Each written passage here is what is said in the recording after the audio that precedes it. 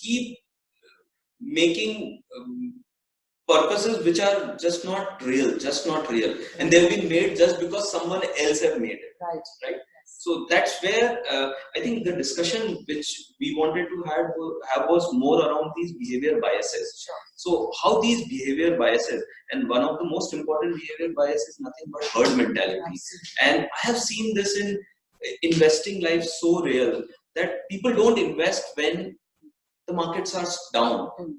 People don't pull out money when markets are doing well. So this is what we behave completely opposite of what we should have done. Right. It is just because of herd mentality, because we human beings are very emotional, right? Very emotional people. So what has been your experience, and maybe the real life examples or some real life perspectives you can give on herd mentality? Sure. I think that's a very, very relevant point you're touching upon. So when we talk about behavioral bias, first of all, I believe that there is no different behavior that we show when it comes to investments. It is the behaviors that we show and reflect in every aspect of life. Sure. So for example, herd mentality. Now, if I am struggling with that without realizing that I am, and I just think that following the ordinary and following people is the easiest and safest way to live, then most of my life decisions will also reflect the same. Like I would probably be doing any course that everyone else did. And I would probably land up living a life which everyone else would approve as a good life. Now, in fact, I am a victim of that. And till very recently when I wanted to break out, and that's when entrepreneurship happened to me. So I did MBA, and then like how everyone else does. And then I got a job with a bank, like how everyone else wants to after a course like that. And that's a typical example of herd mentality, because it was never part of the plan and never something I really wanted to do. But it just looks right because everyone else immediately congratulates you on being that ordinary path, so to say. But when you want to break this herd mentality, it's very important for you to get closer and more realistic with your purpose once again. So if I know that what I really want to do is contribute to people's life, and that is what will help me wake up every morning with that zing and enthusiasm, then bank is not the environment where I'll be able to do justice to that. So can I plunge into something which will be more difficult in the beginning, but will speak to me and will help me live my purpose? So that's when coaching happened, and that's when I created this company, Silhouette. So the point I'm making is herd mentality is one of the many behavioral biases, despite people knowing that it's a wrong thing to do. As against in entrepreneurship, where in fact the opposite is true. So I don't know if you've read this book called Originals by Adam Grant, and he says that very interestingly that the idea of success for entrepreneurs is not always about a new thought and a new idea. It can be an idea which somebody else has already tried, but you have it in you to do it better than them, and that's what makes you successful faster than otherwise. So what he's advocating in a way is find out where the clutter is, and then go and crack a way to do it in the best way anyone can ever do. Right? So, but when you come to life, and you take this herd mentality there, I think it just makes you feel like you're living at a very compromised level, because you've not really explored your potential. You're just doing what everyone else is doing without realizing you might have a higher potential than them to do more. Sure. So I think this herd mentality is, I can take 10 hours session on herd mentality, and I every day come across so many examples. My all the office colleagues are taking home loans. That's why I'm also taking a home loan. Right. I am a partner of a company. I need to have a BMW with me. Yes. Everyone else are taking a BMW. I should take that. Everyone else is taking a foreign holiday. I need to take a foreign holiday. There is so much of rat race around us, right? And it is so very difficult to remain your own self. So I think that's what I thought this webinar should give a perspective. How can we be ourselves, right? And discover what we want in life, right? Because once you know what you want in life, I think the investing part, the asset allocation part, managing part, trust me, are the easier job. It's first you need to discover yourself. That's what I want you to give us some more perspectives around it. So I think social media is not helping. Yes. Right. Every time you log onto Facebook, you only see happy people, happy faces. You see so much perfection in everyone's life, and you're wondering, do they ever have lows? Because I do. and looks like I'm the one of the few who's experiencing something like this. Something's wrong with me. But unfortunately, people don't think of capturing their lows and talk about it on social media. So you just mentioned social media. I think Twitter and Facebook are planning to put out the likes part from their Facebook thing, because I think it is making feel demoralized because their posts are not getting those likes, others are getting likes. I think so. Facebook, Twitter is actually working on that. Yeah. It makes people feel low. Sorry. Yeah. That's a brilliant point. In fact, that reminds me of this radio show I was listening to long back, and this RJ was trying to help people feel better. And there was a question put up on self-esteem. Yeah. Okay? Something as deep as that. It could be a big session for me if I were to talk about this with somebody. But she gave a very quick, off-the-cuff answer to that. So this person said, I feel very low about myself. And she said, you know what, just take a picture, put it on Facebook, you'll start getting likes and you'll start feeling good. Yeah. Like, wow, that's like a quick therapy for something as deep as that. But it is also very superficial because there is no depth to it, right? There is no meaning to it. People who are liking most of the times are not people you've spoken to for a very, very long time, and sometimes people you don't even know. So how is that adding to self-esteem? I think the more we are getting exposed to social media, I really feel we need to prepare ourselves before we log in every single time. Like, mentally just say that, I'm going to see some happiness and I need to be happy with my own life before I indulge into so much happiness that I'm going to witness on Facebook if I log on. Because if you're dealing with your own lows and if you've not dealt with your own self-esteem issues, it will only do you more harm than good to expose yourself to social media, because real conversations don't happen there. The conversations that are happening are good conversations, which are making us more and more superficial as Right. So I always tell my investor, don't read newspaper, don't go to CNBC channels. I think they don't add any value. So you just get more, there's so much clutter around you, all around you, right? And that's where the herd mentality comes in, because you get influenced by others, right? Absolutely. So any quick suggestions? How can one get out of this herd mentality completely? 1, 2, 3 suggestions you want to make? I think, with herd mentality, what comes is many other very dangerous biases, if I may say. One is the availability bias. So what happens is you restrict yourself to the information that is in front of you, right? And you start using this as a base for all important decisions that you're making. Right. So you haven't even explored the entire canvas. You're only just playing with what's available, which is a dangerous base to have, first of all. Right. Then there's this bandwagon bias, right? That people around me are talking about something, all the noise around me starts, becoming my source of information, which in itself is not credible or authentic. And I again start using that to make decisions. So when you're talking about herd mentality for decision making, it's first really important for us to know how important these decisions are. So when you're following something, what is your reason to follow that, right? What is influencing you in that direction, or what is motivating you to go in that direction? And are those your real answers? Is this related to the goals that you set for yourself, which adds up to your purpose? So we need to do some self-reflection and understand what is my ask. Because if I'm clear about my ask, then it makes it easier for me to know whether the herd is going in the right direction or not. Perfect. So again, I remember reading one book, and this was a very beautiful book. And in that, one example the writer gave, that that writer was a gymnast, and this gymnast was given a wish that if, let's say, you can go and see others' head, go to others' head and see what they are thinking about, right? And he went to Olympics that time, and there were 3 champions who were performing at that time. He realized that the one who has been, who won that ultimately, there was no noise in his head. He was so clear about everything, right? So again, the champions always, they are much more clear, right, of what they want to achieve. Similar with investing, similar with money management. Everywhere you need a focus, right? The clarity of thoughts. And there you don't need to get into all these herd which is moving for you, right? So I think that need to be achieved, right? Absolutely. And I think what helps us to do that is a deep sense of gratitude.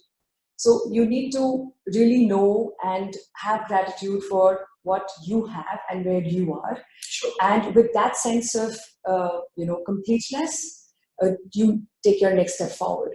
If you keep moving towards your purpose with this sense of constant incompleteness with what you have and what you're doing, it just makes us more hungry and almost starve for validation from people outside. Right? And that's when everybody outside will compel you to follow what they think is right. And then all these biases start coming into the picture. So when you're talking about focus, interestingly, very important point really to look at. I think what helps us to focus is to first have gratitude for what you have, so that what you're focusing at has real value for you.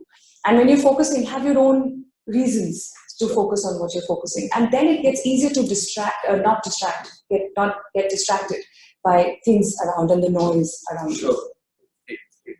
So let's take some more biases, behavior biases, because I feel to become a successful investor over a long period of time, you need to break these behavior biases out of you. Yes. And get unemotional about things, right? Yes. So let's take the another second bias. It's about the sunk cost fallacy bias. Can you give some examples around it from real life to investing life, right? Yeah, it's a very, very interesting bridge that connects real life with investments. Because sunk cost fallacy just says that when we start investing, we know that it's going south, but we continue to invest because we feel that we've already put in so much. It's too late to now withdraw. So we continue bearing losses without trying to cut losses short. And interestingly, in a lot of our relationships, we seem to be doing exactly the same, right? Not just marriage, but any close relationship that you have in life where you know that things are not as good as they were supposed to be between these two people. They would continue to invest their emotions and love and time, most precious than anything else, in this relationship with the hope that it's going to pick up and they will bounce back. And it just only keeps getting worse. And if in this equation you have children and you have other people who matter to you and are emotionally invested, it just keeps getting worse. Instead of realizing that this is sunk already and I need to cut losses and bounce back and get a grip on my life because this relationship is not working out. Okay.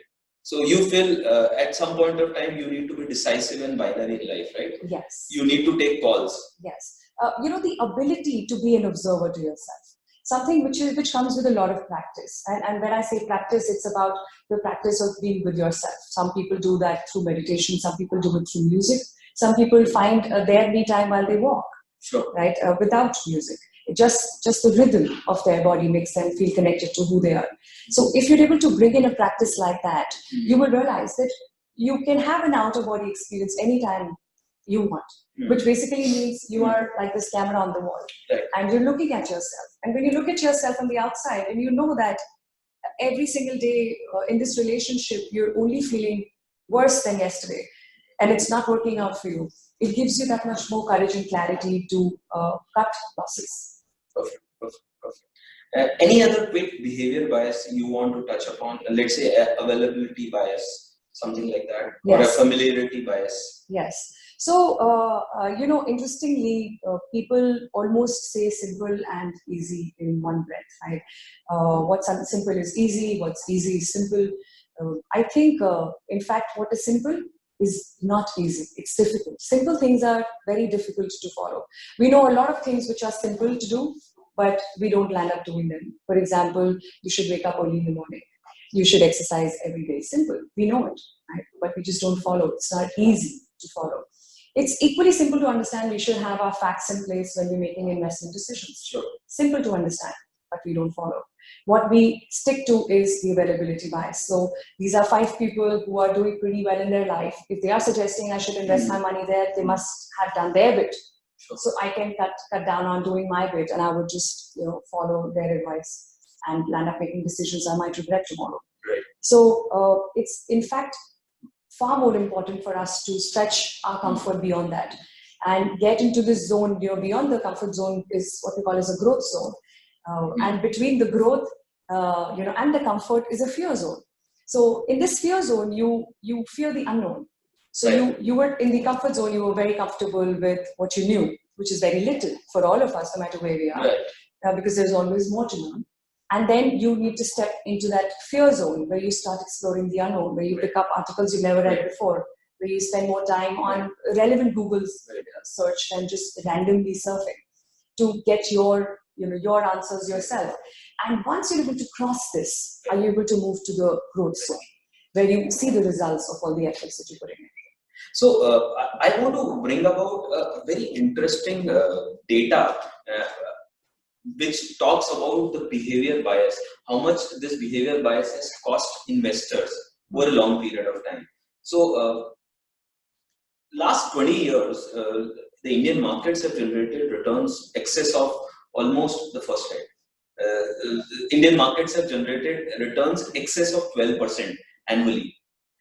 But we have, so this slide gives you a perspective that last 20 years, the returns generated are 12%. But the actual returns generated by investor is just 6%. So the gap between both of them is approximately 6%. And this is nothing but because of the wrong behavior. Absolutely. Investors are not behaving well. So this 6% is the actual data of mutual funds based on their fund inflows and outflows. So people react opposite when they should actually buy in the market. Right. So let's say if you talk about last 1 year, Indian markets are going through tough times. And we are seeing so much of volatility, so much of news coming in. We have NBFC failing in the market. There's a China-US trade war happening. There's so much of noise all around us. And in this period, we've seen a lot of investors are indecisive. They don't know what to do. We have seen a typical situation happening in 2013 when this government, the last government, Manmohan Singh government was in power, and our RBI governor has gone and new governor came in, because India was called like a fragile five at that time. And we have seen most of the investors, rather than investing at that time, they were exiting the market. And we have seen live situations where people have exited when they should actually continue in the market, because that's where their behavior is not correct, because they feel last 2-3 years the returns are not generating, let's exit out. But they need to understand this animal, right? This animal behaves well over a long period of time. That's where the behavior management, the education part need to be happening at the start only. What are the important goals for you? So my take for behavior bias is nothing but have a clear-cut purpose, and that purpose need to be your purpose, not anyone else's purpose. Yes. That purpose need to be defined based on your requirements, your aspiration, your dreams. Everything need to come in there, right? True. And basis that, one need to get in setting those goals and ensuring their investments are going through that. Absolutely. And I have one more interesting slide. Primita, can you help me put that slide? Wherein last 20 years, we tried looking at markets return over the last 20 years, if you look at. So say 99, the actual returns market has generated in financial year 99 was minus 3%. 2000, 42% returns have been generated. 2001, there's 25% negative.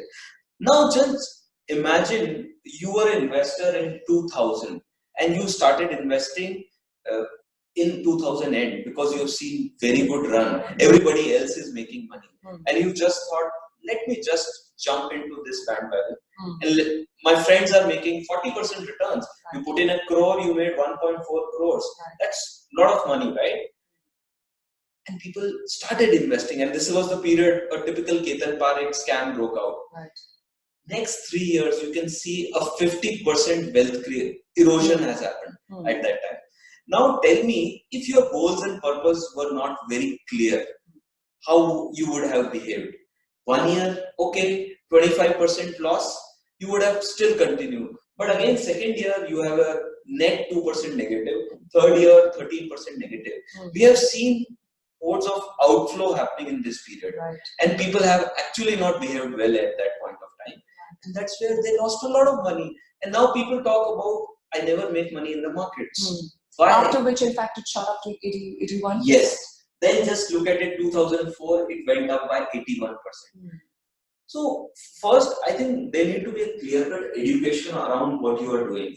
So anything related to equity need a 10-year plus horizon. Absolutely. If you don't have that kind of horizon, you will have bad experiences which are going to be there. And plus, there need to be a clear-cut goal. So this equity money cannot generate a regular income for you. Yes. You need to be very clear about it. Right. So you can probably break the goals into your immediate needs, short term, mid term, long term, and then decide on the right instrument. Right. So this is like a risk capital for you, right? Over a long period of time, it has always generated returns. So you can see, even if I have been an investor in 2000 and I have seen 3 bad years. If I would be a 10-year investor, still my annualized return. You can see from 2004 to 2008, the markets have generated phenomenal returns. They have generated almost 200% plus returns. So you would have been part of that rally. I think your annual returns have been more than 15%. That I think most of the investors miss out. And that's where, and I've seen most of the most educated and academically sound people also make mistakes here because they don't behave well. And that is nothing but a herd mentality because your entire media is talking negative at that point of time. Media is talking about a bloody Friday. So all those big numbers, right? When you see that, you feel, oh, my capital is at risk, and you end up exiting them. Right. So I think that's where the education part need to happen. Absolutely. But most of the investors spend more time on analyzing last year performance. It don't help. It doesn't help, right? True. So last year performance is not going to tell you how it's going to be for next year. But your internal goal, purpose, objective, clarity around that will help you define which path to take. True. In fact, would you like to throw some more light on, since you're talking about educating people on this power of 7 and the magical 20, the best 5 that you often talk about? Yes, perfect. So, Albert Einstein, and I'm sure most of us know who Albert Einstein is, right? This gentleman told compounding is the 8th wonder of the world. 8th wonder of the world. And people who know it earns it, people who don't know it give it. So most of us are paying home loan EMIs. It is nothing but compounding interest which bankers are making. And bankers are very happy you continue with your home loan EMIs. Yeah, being an ex-banker, I can vouch for it. So they make loads of money over a long period of time in that. But how many of us have the capacity to buy a HDFC bank for 10 years compared to doing a fixed deposit in HDFC bank? Most of the Indians, if you look at the data from last 10 years, 15 years, Indians are doing more fixed deposit in HDFC bank compared to investing in HDFC bank. And foreign investors are more bullish about HDFC bank. This bank is growing at 30% growth rate. So now let's understand this quick concepts, these 3 concepts, power of 7, regret of 5, and power of 20. And I think this should be a great takeaway for all of us who are attending this session. So power of 7 is nothing but, let's say, if you don't know anything, what will you do? You will put most of your money in a fixed deposit. Okay. Risk-free asset, how much returns you can generate out of it? 8%? 7, 8%. So give me a quick number, how much monthly you can save? 1 lakh rupees. Okay. So let's say you save 1 lakh rupees per month. Okay. Currently you don't know anything. What will you do? You will put your money in fixed deposit. It will generate 8% return for you. Right. So let's say in 5 years, how much money you have invested? 12 into 5, 60 lakhs you have invested. 5 years with an 8% growth rate. So 8% growth rate, what will the money it will generate? It would be approximately 73 lakhs rupees. Okay. If you put this money in something like a asset allocation, let's say long-term assets and all that, where we have seen the returns have been close to around 12 to 15% over a long period of time. If I put 14% here, you can see the difference is approximately 13 lakhs compared to an asset which is generating 8% return versus an asset which is generating a 14% return. The difference is almost 12 lakhs. You may say that, oh Tarun, I am taking so much of risk in these 5 years. And I think, and I'm putting a lot of money also, right? This 10 lakh is not enough for the risk I'm taking. I completely agree with that because this 5 year is not a period where you will see the magic happening. Let's move to 10 years. In 10 years, you can see you have approximately invested, say around 1.2 crores, 1.2 crores. With an 8% growth rate, you will be generating, say, 1.8 crores. With a 14% growth rate, 2.59 crores can be generated. Wow. You can see the money have actual 1.5 times more than what you would have been there. That's phenomenal. So we are assuming the interest rate to be how much in this span of time? So 14%. We are looking at a 14%. And that's where assets like equity, real estate over a long period of time have generated this kind of returns.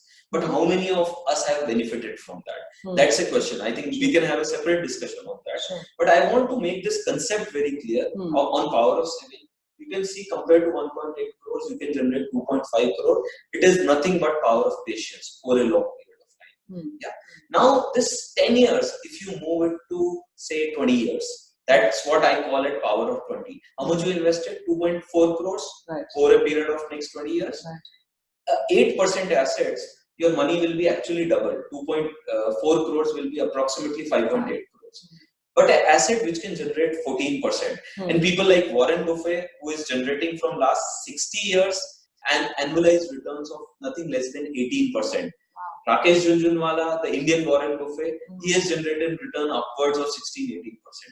Okay, we talk about them with a lot of respect. It is because they have given this kind of time. So your 2.4 crores is nothing but 5.8 crores. And with a 14% growth rate, it becomes like 13 crores. So you can then see the difference is 7 crores. That looks meaningful now? Absolutely. Yeah. What 13 crores effort put in behind it. But how many of us have benefited from that? I'm sure a lot of us can say. Many people can argue 1 lakh is a very big figure. I completely agree. Shah Rukh Khan ki wo movie aayi thi, right? In that, niyat is very important. Shah Rukh Khan always used to say that. Niyat is more important. Intent. Even a 1,000 rupees. A 1,000 rupees over the next 20 years can land up 13 lakh rupees. And we all are going to generate a lot of money over a long period of time. The important part is defining your goals. The purpose part, I think, which you started with. Once the purpose part is very clear, I think the asset allocation, everything else become very easy for us. So power of 7, power of 7 and power of 20. I think this power of 20 is a big one. And I think most of us should work towards that. Many people who are starting late, let's say they are in their 40s also, I think there is lots for them also to achieve. They are looking at a financial freedom. Right? And I think financial freedom is not about retirement. It is all about doing something what you want to do in life. Absolutely. Right? What you want to do in life. Yes. In fact, I think you should retire every day. Yes. You should do what gives you joy, right? But I think money is a compulsion. Most of us are working because we have to take care of something. Can we do something that I work because I'm passionate about it? You will be able to give the best out of you because you are passionate. This financial freedom can only come when one have very clear-cut purpose and goal. I am working with a lot of millennials, kids who are like around 24, 25 today, and who want to make sure at 40 they retire. They want to be financially free. And trust me, it is very much possible. It's just focus, purpose and goal. And you need, and everything gets channelized accordingly. Your expenses, your lifestyle, everything changes once you do that. So you talked about 40-year-old and a millennial. Their different needs, different purpose and goals. What do you think should be their basis for deciding the right asset allocation? Right. So before that, I want to take this regret of 5. This topic I just missed out. So power of 7, regret of 5. I think most of us are clear. Let's say I told you this concept, but you feel, oh, Tarun, let me enjoy my life right now. I don't want to get into all these saving business and all that.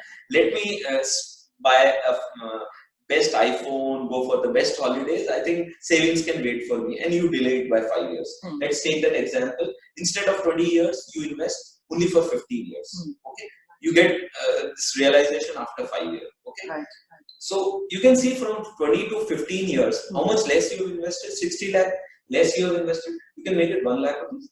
So 60 lakh less invested. From a value of 13 crores, this value has gone down to 6 crores. This I call as regret of 5. It's a huge regret. Yeah.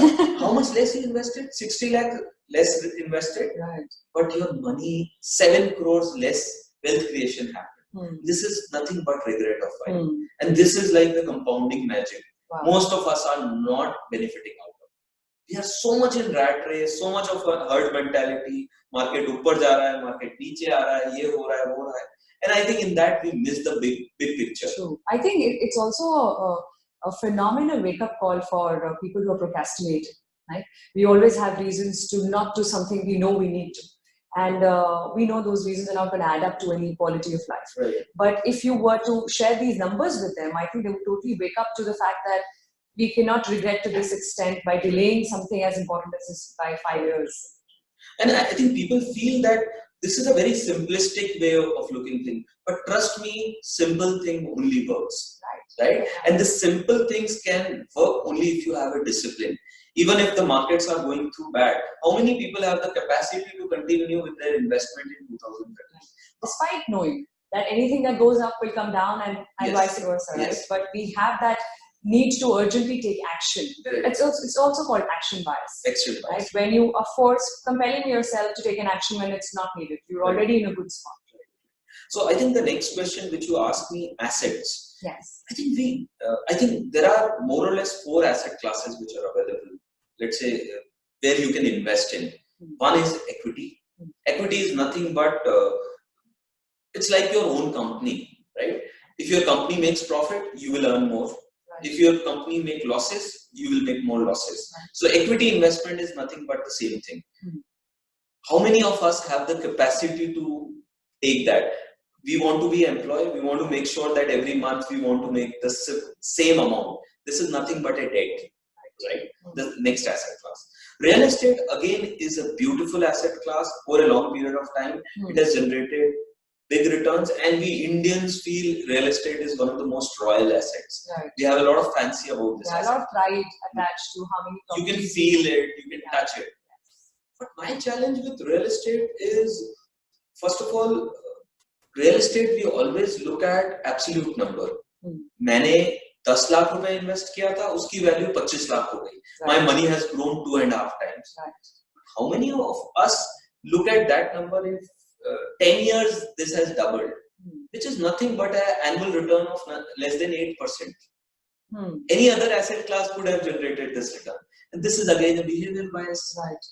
The bias to look at overconfidence bias. I call it as a overconfidence bias. Absolutely. Right? Hindsight bias. Yes. Because we have this kind of information.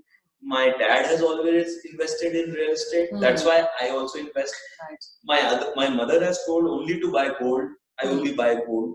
So I think that is again a familiarity bias, right? Absolutely. And due to that, many investors have not been benefited from the financial assets. I don't say that real estate is a bad asset, but the problem is 80-90% of our net worth is in real estate right now. When I meet a lot of investors, and that is not doing any good for them. Right. So again, the problem of real estate, it's not an inseparable asset. Yeah. Liquidity is a challenge. So let's say you want 10 lakhs out of a crore property, you can't sell a washroom and get a 10 lakhs out of it, right? So that's again a big problem of real estate. True. So there need to be a balance of everything. You can't put all your eggs into a single basket. There need to be an asset allocation. There need to be a diversification. There need to be a thought process. Again, it will originate when you have a goal focus. Right. Define your purpose very clearly, where you want to go. What are your important priorities? My kid's future. Oh, I want my kid to go to, let's say, US for education. Find out how much would be that costing you. Yes. Have you prepared a plan to achieve that goal? We all want to get good things in life, but how many of us are working towards it, right? Yes. It's like marathon, right? Marathon is nothing but a 21 kilometers thing, right? Yeah. It's not a 1 or 2 kilometers. So you need to brace yourself towards achieving that, right? Exactly. Yeah. So, yeah. I think that makes a lot of sense. So in terms of wealth creation, everybody wants to be wealthy. I think one part that everyone will have in their prayers is that give me abundance of health and wealth. Yeah. But what are the challenges that you see in wealth creation? What are the problems in doing so? Again, I think many of us don't have a clear-cut purpose. That's the biggest problem. I think everybody says, oh, this money is for, I have this money available, let's invest it. Yeah. It doesn't work like that. You need to be very clear what you want to achieve. Right? It's just like you're called for car, the driver asks you, "Kahan jana hai, sir?" And you tell them, "Kahin bhi le lo." Kahin bhi le lo. 2 minute वो सोचेगा, फिर वो कहेगा कि okay sir मैं international airport ले लेता हूँ because I make a lot of money out of this. When you are not very clear about your goals and purpose, other person will drive his priorities on you, right? And that's where I'm selling in financial products happen. Most of the people have been sold products. They have not achieved wealth creation because they have been sold, because they are not aware that what they need to buy. Right. And especially in today's day and time, where information is so readily available, we are in fact overexposed to information. Sure. But I think it is just this familiarity and availability that we've been talking about all this while, that only making do with what's been given to you, that's worked for 5 people I know, and I'm just blindly following that. Is that those 5 people are living their own 5 different lives, right, which is not aligned to the goals that I've set for myself. Perfect. But I wouldn't still dive into readily available information to make intelligent decisions.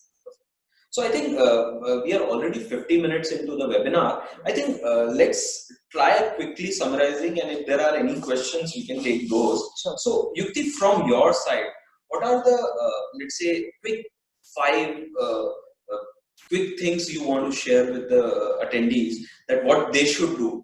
So, in terms of, say, investment, I think there are 2 things which are really important. One, procrastination and dealing with procrastination. How do you deal with procrastination? Simple. What works for me is to break my one big goal into small goals. And each time I'm achieving the goal, I have a way to celebrate. And I'm a big believer of celebration. So I will pat myself and say, this is well done. Now we take the next baby step forward. So if you know what your final destination is, and you always keep looking at that destination, sometimes it can give you jitters, as if you're not prepared enough. But when you break that down into baby steps, it just starts looking realistic. And at every stage, you're gathering more maturity and wisdom to keep going on towards your goal, whether it's an investment goal or any life goal that you've set for yourself. So let's deal with procrastination in this way. The second big challenge is decision making. Right? We freeze when we have to make important decisions. If it's not procrastination, it is just freezing to the fact that I need to do this. And we like to believe that we are immortal and we will forever stay young. So investments can wait. I mean, we have enough money, everything is going great, I will not die, and I know that for a fact somehow. So we can do this later. Let's finish off some more big expenses and show people how happy we are. So when it comes to decision making, we need to be very clear about the purpose, like we've been talking about, and be realistic about it. And once we are, there are 3 things I think we need to remember about decision making. The first thing is that when you're not making a decision, even then you've made a decision. Your decision is to not make a decision, right? So as much as you're thinking that I'm not able to make a decision because of blah, blah, blah reasons, you've already made a decision to not decide. Not decide. So now you decide. What should be your decision? To decide or to not decide? Not decide. Right? Now, if thankfully you've decided to decide, then another important thing to keep in mind, which is my second point on decision making, is that there is nothing called a perfect decision. Sure. There is a good decision that you can make based on some facts and figures that you should accumulate. Having said that, whenever you look in hindsight, you will find a better version of that decision, because you've now grown by that much more time in terms of maturity and exposure, and you could have done that better. But in that moment, basis the facts and figures you had or information you had, you took a good decision. Let's not put the pressure of it being a perfect decision.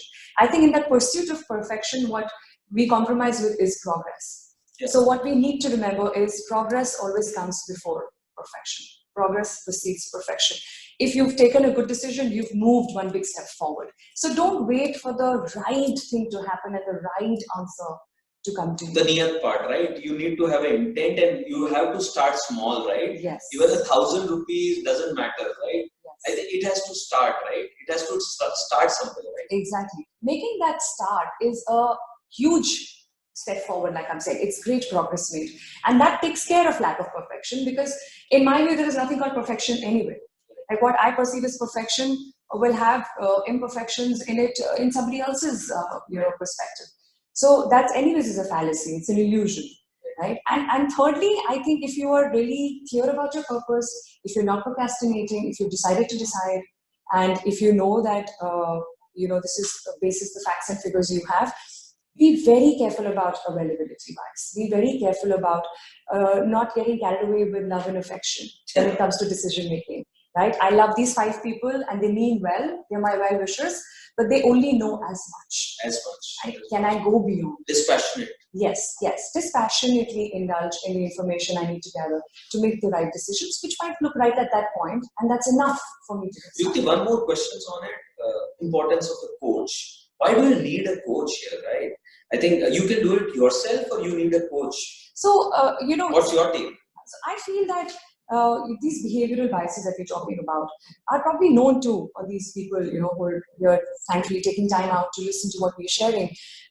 Yet we fall in the trap. Right? We know that whatever goes up will come down. Yet we ignore it. So when we talk about behavior, any training or one-time intervention has its limited impact. Right? There are limitations attached to what it can do to us, because we come back to a state of equilibrium very, very quickly. What coaching does is not try to mentor you and give you answers to all questions you have, but bring out more questions to your questions so that you can arrive at your own answers. Sure. So it's a very steady, consistent, and a deep process of exploration where you explore your inner wisdom, which you already have, but is untapped because it's unknown to you. So coaching needs to be looked at as a way to enhance your quality of life, whether it is in terms of your profession or personality or personal life in terms of relationships. I think if there is a scope for you to move on to your next level, then coaching is the right approach for it. Yeah, and I think the first slide which we showed them, 12% versus 6%, it is nothing but managing your behavior well. Absolutely. And behavior coaching can help you achieve that. True. And I think that's where somebody helping you define your goals, define your purpose, measuring it, ensuring you are working towards that path. I think as a personality coach, you do all the time, right? Right. Helping people to achieve that. Yes. And I think as a financial coach, I do that all the time with my clients. Yes, absolutely. So from my side, again, my quick do's and don'ts. One is have a contingency goal available with you. I think most of us falter because we don't plan for contingency. Yes. Cash flow management is one of the most important part. So I feel at least a 3 to 6 months of your expenses should always be available as liquid, and this money should not be touched on for your long-term goals. Right. Because if your today is not good, how can you make your future good, right? So let's first make sure a contingency goal is available, purpose is available with ourselves. Second important thing is equity and real estate is for long-term wealth creation, but they have their own challenges. Get yourself educated about them. True. Right? Very important. Right? Don't put, and ladies, don't put more than 10% of your investments into gold or silver. They are for your social needs. So gold is something which is not a return generating asset. Gold is something because it works well because of fear and greed. It doesn't have a dividend, it doesn't have an interest available there. So I don't feel gold can give you long-term wealth creation. Right. It's just something you can hook onto. You can see, touch, feel, and you think you're secure and safe. Secure. Apart from that, important part is define your goals, define your purpose very clearly, and remember this compounding is magic, and this compounding should come in your financial lives.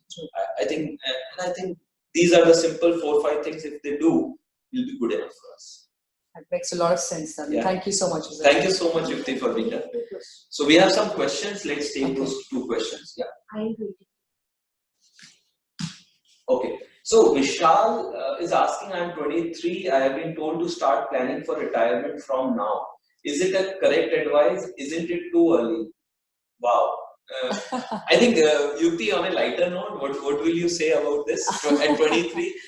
Were you planning at 23 about your retirement? I wish I was. I think out of a few regrets that I may want to list, this is one of them. Because we, like I said, we believe we'll be forever young, and there's a long, long time for us to do all these things. But at 23, if Vishal is thinking of such a question, he's already on the right track. Right. Vishal, I have a client I'm working with. So he started investing around 22, 23. And so he made some mistakes while investing also. And as we speak, he's 31 and we are helping and coaching him. You won't believe his corpus is currently more than 3.5 crores. He's ensuring all the money is compounding for him. The savings are going there. So I think you are on the right track, and I would strongly suggest that 30 to 40% of your savings should go into investing. And I think this would be a great start for you. Absolutely. Good question. Thank you, Vishal. I think there's another question. What is the right asset allocation to maximize return? So again, there are no rights and wrong. There need to be a detailed suitability analysis which need to be done for you, right? So maybe Yukti has a lesser risk profile, I have a higher risk profile. We are what we have seen in the past, what we are thinking about our future, right? The growth prospects. Keeping that in mind, we need to do a detailed suitability analysis, and with that, we need to create these walls of asset allocation. How much into risky asset, how much in safe asset. So, but a safe thing, if you're asking for simplifying, 100 minus your age is something where your risk assets should be, equity or real estate. That should be a great start. That's a good point. Yeah. Interesting. Any other questions? So thank you so much for being with us. We have a feedback form coming to all of you, and maybe you all can give your feedback, and with that we'll come back to you. If we have a complimentary one-to-one sessions also can be done, either by Yukti and me also. So would be very happy to take that. Thank you so much. Absolutely. Thank you. Thank you, Tarun. Thank you.